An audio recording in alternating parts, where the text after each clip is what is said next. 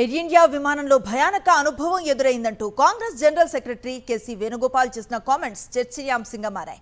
కేరళ రాజధాని తిరువనంతపురం నుంచి ఆదివారం రాత్రి ఢిల్లీకి బయలుదేరిన AI 2455 విమానంలో సాంకేతిక సమస్య ఏర్పడింది. అప్రమత్తమైన పైలట్లు వెంటనే ఫ్లైట్ను చెన్నైకు మళ్లించి ఎమర్జెన్సీ ల్యాండ్ చేశారు. కాంగ్రెస్ సీనియర్ ఎంపీ కేసీ వేణుగోపాల్ సహా పలువురు ఎంపీలు ఈ విమానంలో ఉన్నారు. దీనిపై ఎక్స్లో పోస్ట్ పెట్టిన కేసీ వేణుగోపాల్ ప్రమాదం అంచుల వరకు వెళ్లొచ్చామన్నారు. అదృష్టం పైలట్ల చాకచక్యంతో బతికిపోయామని పేర్కొన్నారు.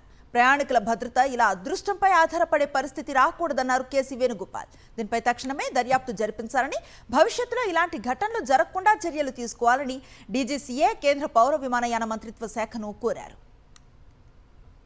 I already tweeted brother yesterday. I don't want to exactly, there should be an inquiry on that issue. Unfortunate incident happened yesterday. This was announced by the pilot only that there was another aircraft is in the runway when we are going to land it. This is announced by pilot, none other than that.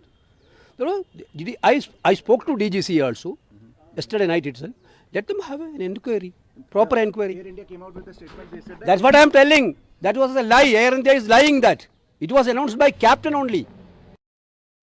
ఇలాంటి KC Venugopal పోస్టుపై air India స్పందించింది. విమానం సురక్షితంగా దిగిందని, ప్రయాణికులందరూ తమ గమ్యస్థానాలకు చేరేలా ప్రత్యామ్నాయ ఏర్పాట్లు చేశామని వెల్లడించింది. ఈ అసౌకర్యానికి క్షమించాలని కోరింది. ప్రతికూల వాతావరణం, అనుమానిత సాంకేతిక సమస్య కారణంగా ముందు జాగ్రత్త చర్యలో భాగంగానే పైలట్లు ఫ్లైట్ను చెన్నైకు మళ్లించారని తెలిపింది. చెన్నై ఎయిర్పోర్ట్లో ల్యాండింగ్కు ముందు ATC ఆదేశాలతోనే విమానం గాల్లో చక్కర్లు కొట్టిందని, ఆ సమయంలో రన్వే మరో విమానం లేదని క్లారిటీ ఇచ్చింది. ఇలాంటి పరిస్థితులను హ్యాండిల్ చేయడంలో ఎయిర్ ఇండియా పైలట్లు సుశిక్షితులని పేర్కొంది.